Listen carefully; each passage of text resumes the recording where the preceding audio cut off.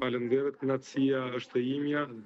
Vetëm desha të thotë që përveç presidenti i Federatës Shqiptare të Peshkëngritjes, vllai im Eles Gjoza është edhe president i Federatës Ballkanike dhe së bashku me përkrajen të tij, me përkrajen e Komitetit Olimpik të Kosovës, me përkrajen e Komitetit Olimpik Kombëtar Shqiptar, ishte një strategji e përbashkët që për shkak të eksperiencës sime 17 vite në brenda Federatës Evropiane të Peshkëngritjes, së pari si auditor, pastaj kryetari i komitetet ndryshme, e më vonë edhe antari i bordit ekzekutiv dhe trezorier i Federatës Evropiane të Peshkëngritjes, menduan së bashku dhe në konsultim me Federatën e Peshkëngritjes Kosovës dhe Shqipërisë, vendosëm që të kandidoj për president të Federatës Evropiane të Peshkëngritjes dhe ja arritëm qëllimit.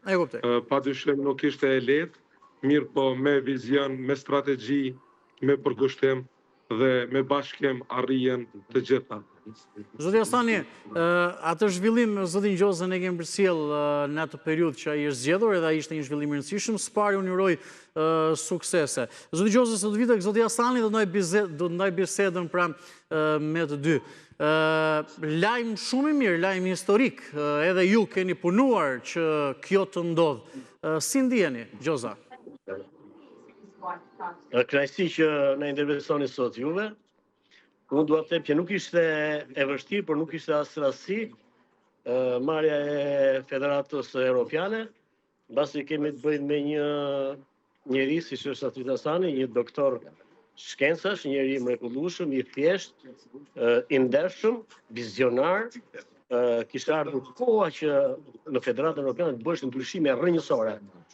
Normalisht fyzuam dhe potencialin tonë që kishim në Federatën Ballkanike, po dhe njohje dhe përkushtimi që ka pas presidenti i Kosovës Zoti Asani në Federatën Evropiane, po dhe në atë botërore.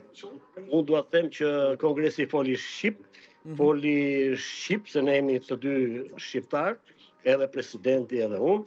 Suksesi ishte i përbashkët, punuam në grup, edhe Komitetet Olimpike të dy vendeve kontribuan në mënyrë të jashtëzakonshme, edhe kryeministri Rama ka ndikuar në këtë fitoren tonë, pra u bën të gjithë faktorët bashkë që ne të përfaqësojmë dhe të marrim si asnjëherë tjetër, dhe ju e thatë vetë historike është që të drejtohet nga